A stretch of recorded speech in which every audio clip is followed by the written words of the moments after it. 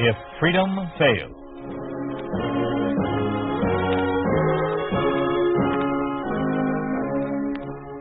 We'd like to take you on a visit to a town that doesn't exist. A town we call Springfield, USA. We'd like to show you how things would be in any American town if communism took over. This is the story of a man who betrayed his country because he refused to believe the truth, refused to believe even the things that he saw for himself. J. Carrol Naish stars as Thomas Custer in the story called The Traitor.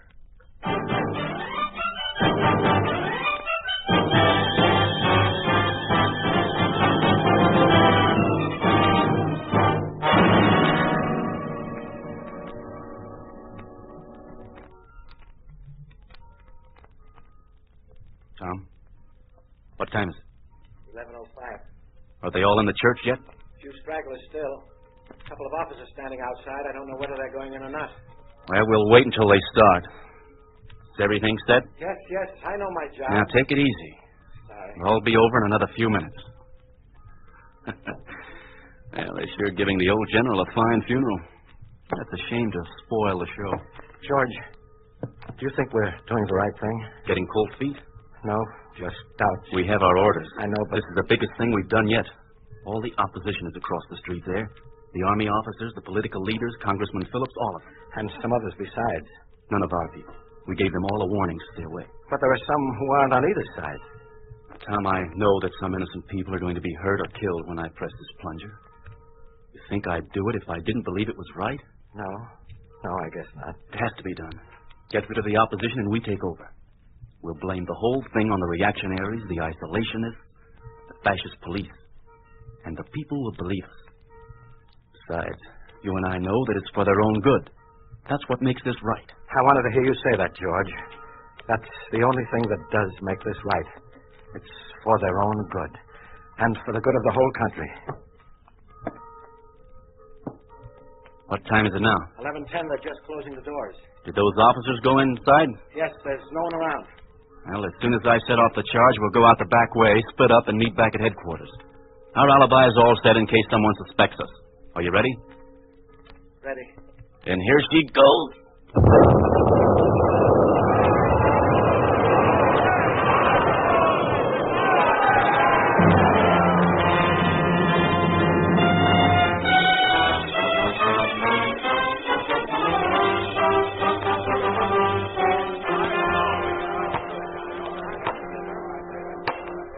I now declare the fifth session of the Central Committee of the Midwestern People's Territory of the United Soviets of America to be open. Deputy Prime Minister Comrade Costa will give the opening report. Thank you. I should say before reading this that it covers only the last 12 months.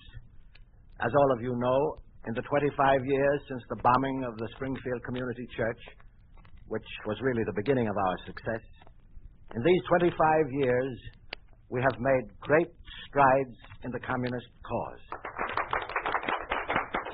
Now for the report. All non-communist political parties have been disbanded during this period, and all non-communist papers suppressed. Nicholas Peterson, the leader of the opposition in the Territorial Soviet Senate, was hanged in September. In order to further our ideals of communism for the good of the people, it is strongly urged that immediate action be taken against the remaining opposition in the church. Further, it is recommended that some measures be taken to restore Midwestern economy, which has shown a decided tendency toward disruption despite our attention. That concludes the report. Any questions? Was a copy of that sent to the Central Committee in Washington? Yes, of course. Do you think that was wise? What do you mean, Cole? Well, the part about the church was all right, and what came before, but those last points seemed to me to be an admission that we're not doing our job. With all apologies to Coster, he's an economist. That's something he knows about. But do you think we ought to let them know about it? He has a point there. Who do you mean by them, Cole? The Central Committee? You know very well who I mean. What do you say, Coster, about all this? Gentlemen, the 7 of us here in this room now control this whole territory. We are doing what our philosophy has taught us to do. adapting that philosophy right down the line to the problems at hand. Our teachers, Marx and Lenin, have shown us. And Stalin. Oh, yes, of course. They have shown us the road to follow.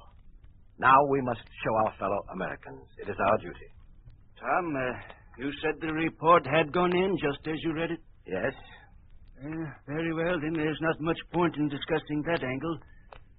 Cole, have you done anything on the suppression of the religious organizations? Yes, I have. Do you want a report? Please. I've drawn up several resolutions to be passed on to the Senate. Now, I believe that they will... Why, what they give me, gentlemen. Who are you? What's the meaning of coming in here? Oh, Judge Damon, I recognize you from your pictures. You do not recognize me, though, huh? The name is Borka. Alexander Borka. Oh, Borka, of course. I read about your activities in Europe. You have credentials, Comrade Borka? Yes, I have them. You're wise to be cautious, Mr. Damon.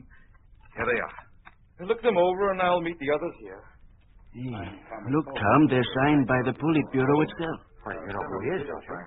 Yes, by reputation. I never expected to meet him. I wonder why we had no warning. We'll find out soon enough. Now then, if you're satisfied that I am indeed who I say I am, we'll get to work. Please sit down, gentlemen. Now then, let me say first that I bring personal commendations from our great leader to all of you for the fine work you have done in this territory.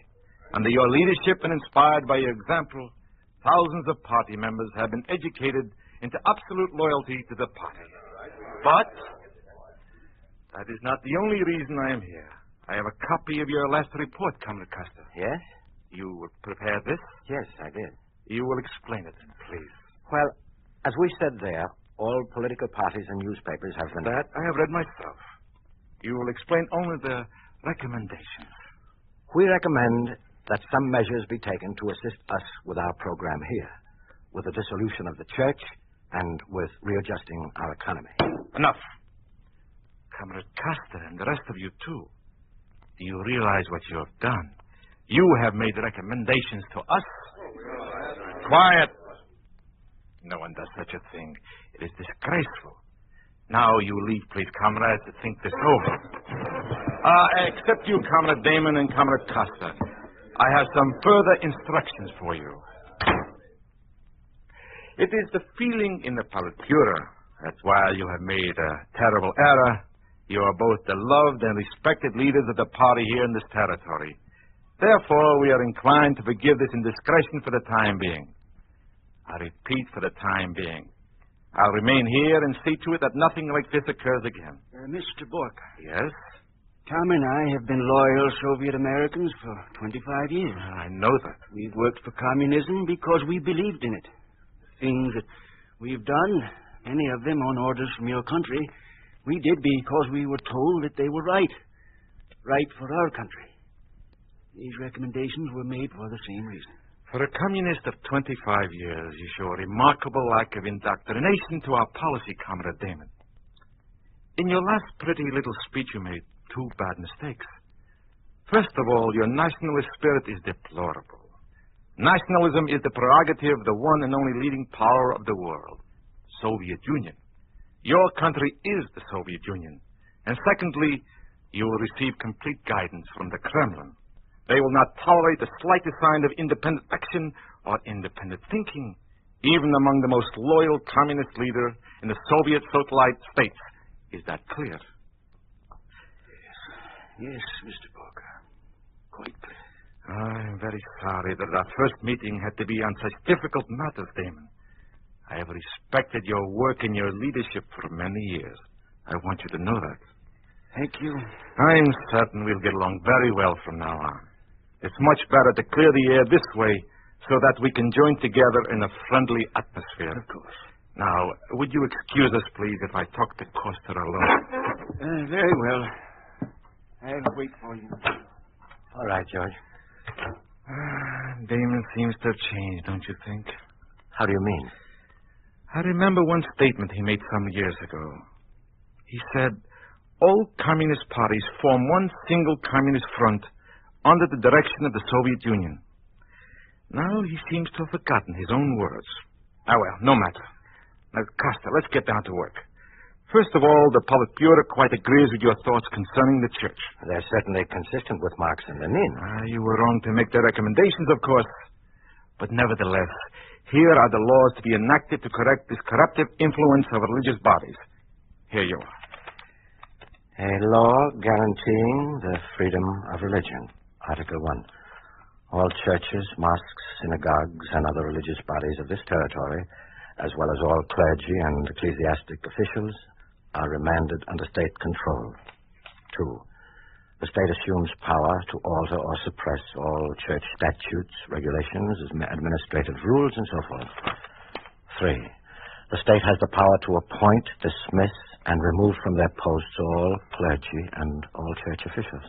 I think you have the general idea. You will submit this to the Senate and carry through after this passed.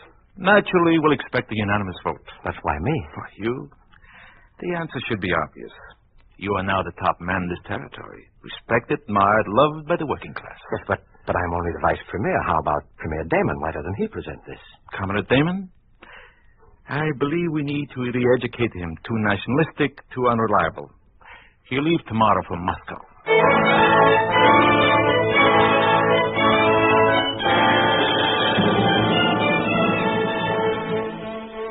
Here are your orders for the eliminating of all unions, Premier Custer. You'll put them into effect at once. It is essential that we expand the territorial police force, Comrade Custer. You will transfer half the funds of the Education Ministry to the Police Ministry. Here is a list of party members to be purged. You will see to it that they are expelled and deprived of civil rights. All equipment from the Springfield rolling mills is to be transferred to Russia. You will order it at once. No. What did you say? You can't be serious about this. I am always serious. But half the workers of Springfield are employed at the rolling mills. The whole economy of this territory is based on its production. I'm aware of that. If you remove this industry, you'll throw the entire population into chaos through unemployment. It shouldn't be necessary for me to point out, Premier Custer, that this is an order from the Kremlin. But it's ridiculous. Custer, watch what you're saying. What possible reason could they have for... It is not up to you to ask for reasons. But I'm an economist. I know exactly what a thing like this will do to our country. Our country is the Soviet Union. They need the machinery. Very well. They will get it. Also, as a good revolutionary, you should know that our society prospers in the middle of unemployment and chaos. If you need reasons, there they are. Now, if you'll sign this order. No, I will not. It seemed that I was as wrong about you as about Damon. Or had you forgotten about him? No, I haven't forgotten how you sent George to Moscow. How he was reported to be a very sick man. So sick that he died shortly after he got there. Exactly. Suddenly, in the last few minutes, I've remembered a lot of things. Things I thought I had pushed out of my mind because I believed in what I was doing. I believed it was right for my country. Your country is Yes, of course. My country is the Soviet Union. How many times have you told me that, and I didn't pay any attention to it because, well, I thought, he's a Russian and I'm an American, but we both have the same communist ideals. He's entitled to love his country, and I have the same rights. But now, for the first time, I see that isn't true. I see how blind I've been for 25 years. Blind to everything that was going on around me. This is treason that you're talking. Oh, no. Don't try to tell me what treason is. I have been a traitor to my country. Yes, my country. A traitor since I first took out a Communist Party card. And for the first time in my life, let me be a patriot. Let me stand here and tell you that I know you and the bosses in the Kremlin for what you are. You don't want anything but Russian colonies. A whole world of them, ruled by Soviet marshals like you. Yes, that's right. Press your buzzer, pound the buttons in front of you, and get your police in here. You have a perfect case against me. A man willing to cry out to the world about what a Frankenstein he's created. A blind man who's suddenly been given the power to see. Premier Custer is under arrest. Take him away. The Premier? You will hold him in isolation. I'll arrange the details later. Yes, I'm sure you will, Comrade Walker. Now, don't give us any trouble, Mr. Custer. Oh, I wouldn't think of it. I know what happens to anyone who resists arrest. Come along. Oh, one last question, if you please. Comrade Walker, you have succeeded in eliminating me. But how long do you think you can last? Take him away.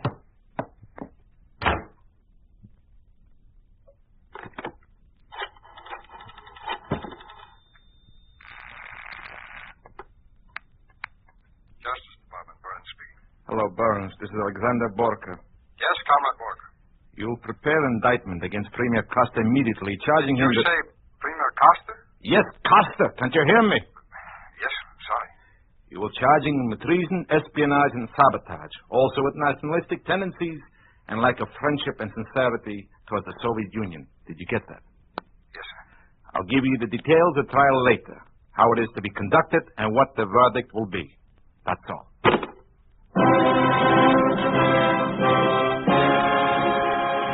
You are listening to The Traitor, starring J. Carrol Naish. A story of the way things could be if communism took over. A picture of what life would be like under a communist regime in an ordinary American town. A town we call Springfield, USA.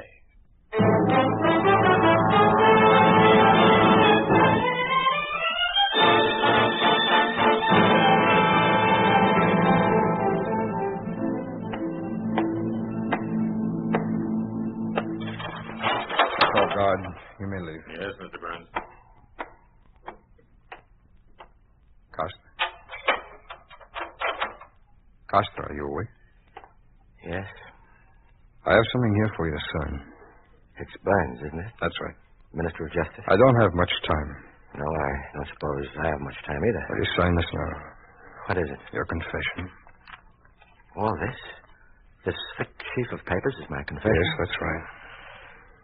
May I read it? That won't be necessary. No, I know it won't be necessary, but it should make interesting reading. Oh, don't worry, I'll sign it.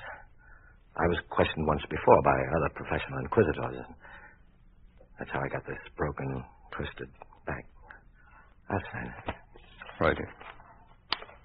Here's my pen. Thank you, Burns.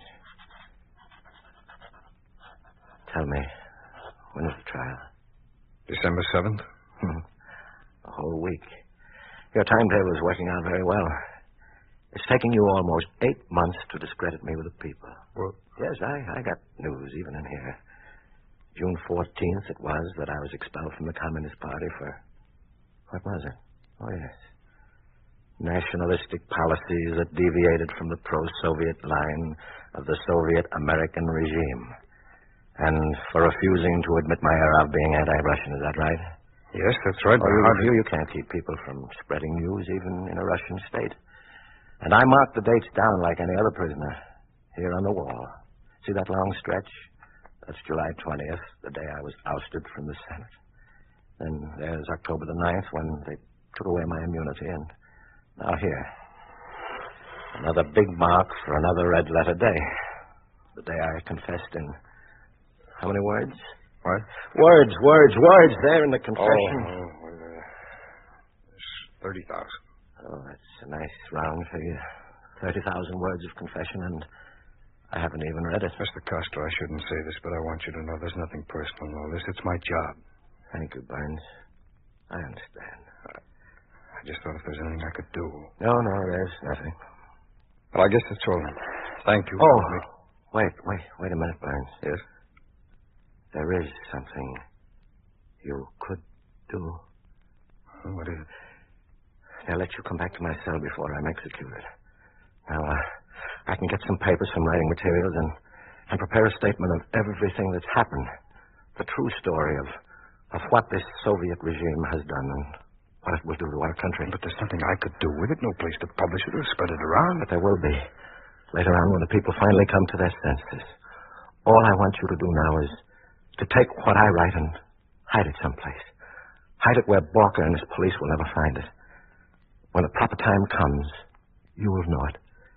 And you can bring it out then. Will you do it? I don't know. Burns, you're not like these others. You never were a sincere communist. I knew that. I even tried to have you purged at one time. Yes, I remember. You've seen the same ugly things about this whole business that I didn't see until it was too late, right? Yes, that's right. Then say you'll do it. Not for me, not even for yourself, but for our country. It may help sometime in the future. All right, I'll do it. I'll come back.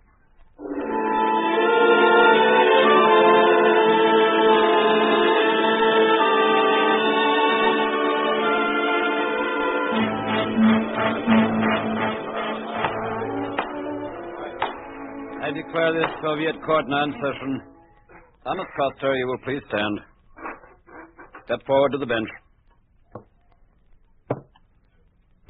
Thomas Coster, you are charged with treason, espionage, nationalistic tendencies, sabotage, lack of friendship and sincerity towards the Soviet Union. How do you plead? Not guilty. Quiet, please. This court is inclined to agree with the expression of the people, but in the interest of expediting this trial, we request no further exhibitions. Now, Thomas Coster, I have before me your full confession to these acts.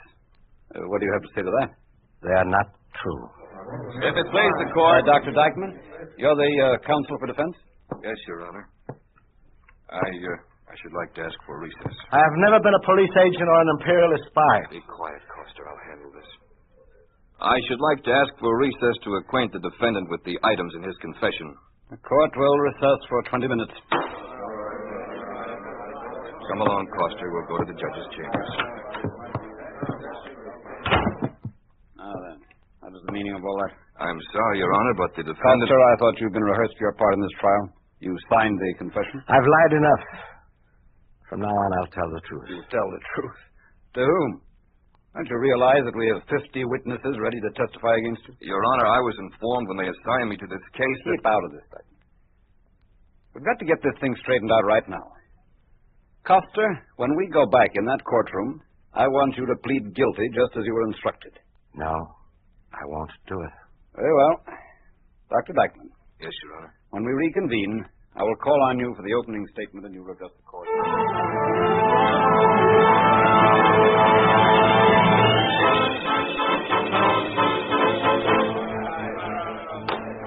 This trial is again in session. The People's Court will hear the counsel for defense, Dr. Dykeman. Your Honor, members of the court, I have discussed the charges with the defendant, charges of great magnitude against which there is no defense. These charges have been proved, and the defendant confessed to the truth. Now he chooses to make a mockery of this court by denying them. I have no recourse except to state that as defense counsel, I must assist the prosecution to find objective truth. I apologize for serving in Coster's behalf. In a socialist state, there is no division of duty between the judge, the prosecutor, and the defense counsel. Only if Coster repents will I ask for mercy. If he does not, I ask that the maximum penalty be exacted. Thank you, Dr. Dykeman. Thomas Coster, do you wish to change your plea? No, I am not guilty. I have not done the things with which I am charged. It is a pack of lies. Lies. Lies that were prepared under the shadow of a red flag 5,000 miles away. I am guilty only of being blind. Only of helping a cruel machine to gain control of our hearts and minds and finally our country. Thomas Coster, the People's Court of the United Soviets of America finds you guilty as charged.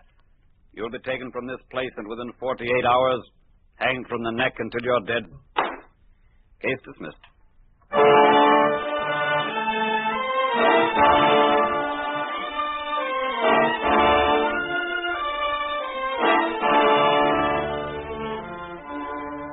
And so this true story ends, or will end within a few minutes. To you who read my words, I ask that you remember me. Hate me if you will. I deserve your hatred for what I did.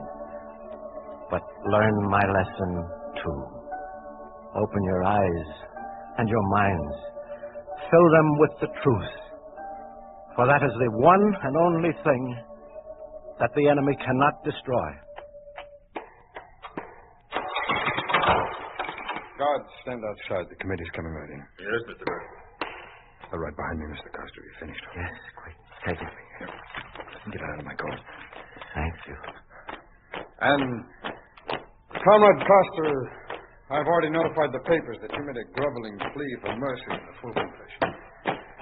We explained your defiant attitude in court is due to nervous agitation and the unhealthy ambition of an intellectual. Ah, Mr. Burns, you have preceded us.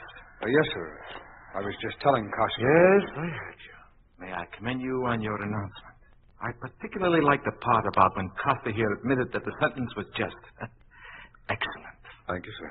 And now, Comrade Coster, if you are ready. Quite ready. Good. I see that you're not going to give it the same difficulty we had in court. I am ready. Take him away. Yes, sir. What? Hurry! It's a great day for me, Comrade Burns. There goes the last of the troublemakers. Now our own men. Men trained in Moscow are in the key positions. We have no more difficulties with enforcing our regulations. Yes, sir. It's a shame about Costa. If only he had followed orders, he might be dying for a cause instead of for nothing. He might have left something behind. Yes, Comrade Borka. Yes, indeed. He might have left something behind.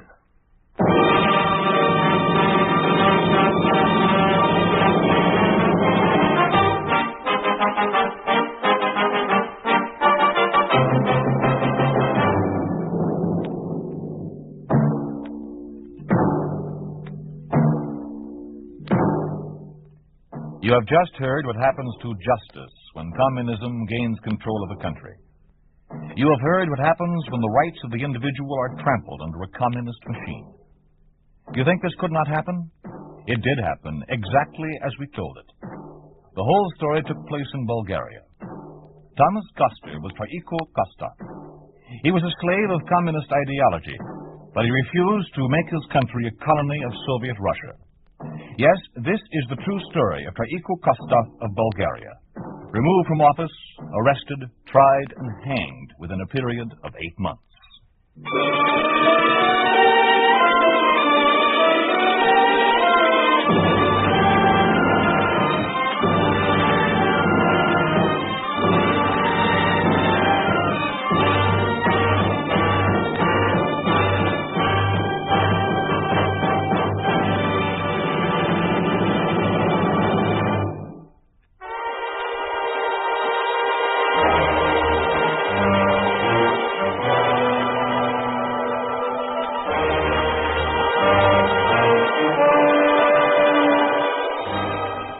You've been listening to If Freedom Fails, starring J. Carrol Naish as Thomas Koster in The Traitor. Frank Richards was Borka, Stacey Harris was Burns, and Doug Young was Damon. Others in the cast were Lamont Johnson, Ralph Mooney, Bill Bissell, Marty Warren, Herb Ellis, and Frank Gerstle. Music was composed by Earl Lawrence, with musical direction by Michel Perrier. The Traitor was written for If Freedom Failed by Robert C. Vinson, produced and directed by Will Scott. Sergeant Lloyd Iyer speaking. This program has come to you through the worldwide facilities of the United States Armed Forces Radio and Television Service.